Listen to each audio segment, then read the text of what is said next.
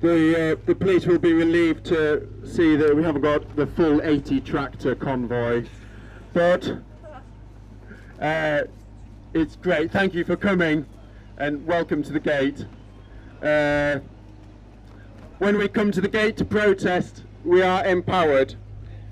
It means that we haven't given up the fight. We haven't retreated to our warm front rooms. It means that we still believe we can win this. The fracking industry is more unpopular than ever, and the protection movement is growing in strength. We've got reports back from farmers at Malton Market saying they're anti-fracking.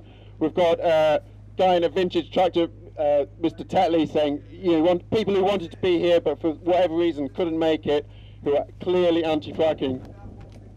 We're buoyed up by the ban in Scotland since the last meeting. We're buoyed up by the acquittal of the Greenpeace activists whose success in the courts last week confirms our right to disrupt this industry peacefully and passionately. And of course there hasn't been a big change of heart by Theresa May's government, but backing this industry is a stupid idea. It's bad, it's a risk politically and financially. Why would it want to continue backing this obsolescent industry? And there's dissent in the ranks locally.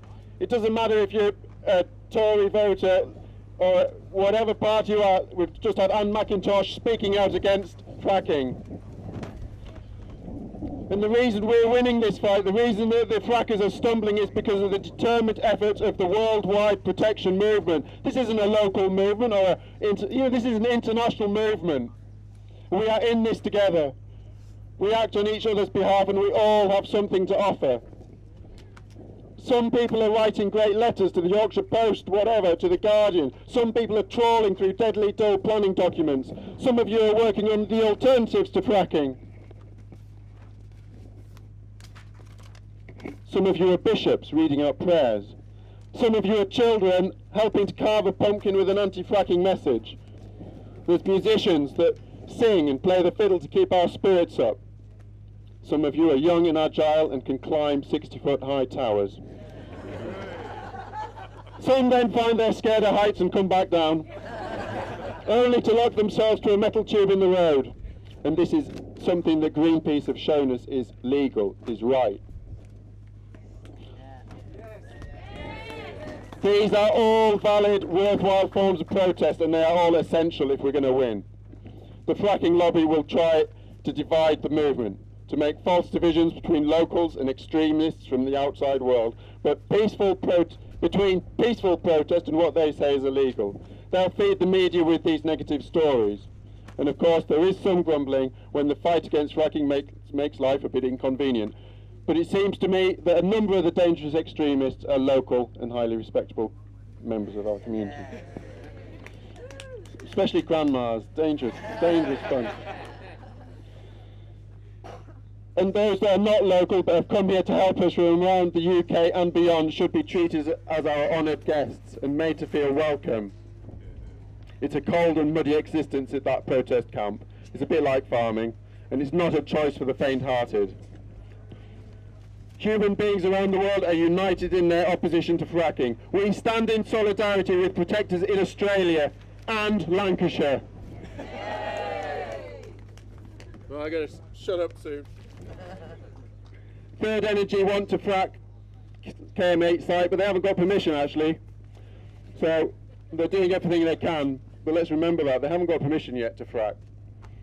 And so, but the action here is more urgent than ever. We've still got to remember KM8 is just the tip of the iceberg. The scale of the threat of shale gas in Yorkshire should not be underestimated. Nearly the entire county is covered by pedal licences.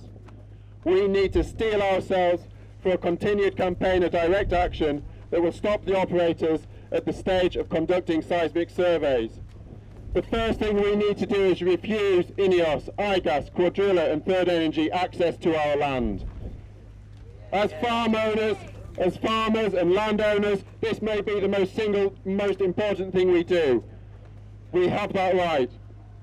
We need to talk to our neighbours, working together to ensure that every inch of this beautiful land is as difficult to access as possible. Okay, it might not be enough, and here and there permissions will be granted. no doubt access will be made compulsory at some point.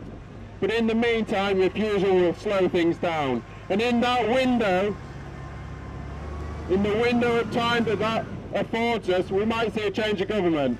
We might see a ban on fracking. I want to make a special welcome to the Scarecrows. I don't know if you know this. There's a local Hapton family, grandfather Hapton and grandmother Hapton and the little children Hapton. I don't know what's happened to this one's head. His head's fallen off. Maybe. No, it's a different, same overalls, different child. Anyway, so, fracking is a pest the farmer can do without. So I suggest that we all erect an anti-fracking scarecrow in our fields. Let the frackers know they are not welcome. I had a funny feeling when we were stuffing these with straw. They're suddenly taken a life of their own, and in the corner of your eye, you're like, oh my goodness, there's a policeman next to me. But it was particularly with these farmers. They've suddenly taken a life of their own, leaning in the corner of the barn. It's a bit spooky. It made me think, these are like the ghosts of our land ancestors roaming the fields, the farmers of the past. In many cases, in Sarah Hulston's, that family, just down the road, her parents, Stephen's parents and grandparents farmed that land. I hope we can honour their memory and hard work, because as farmers we're guardians of the land. We inherited these fields and rivers from our ancestors, and it's our duty to protect them and preserve them for our children. We also stand with the farmers of the world who are suffering the effects of climate change, and we stand with the farmers who are suffering the effects of fracking elsewhere. We will not give up because we have a huge heart, and we have imagination and passion and love on our side. The corporation, to quote Wendell Berry, is now but a pile of money to which a number of persons have sold their allegiance, sold their moral allegiance. Therefore, we're going to win.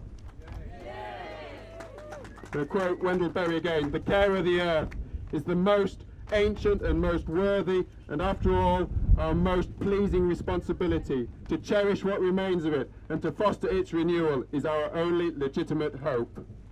Thanks, everybody.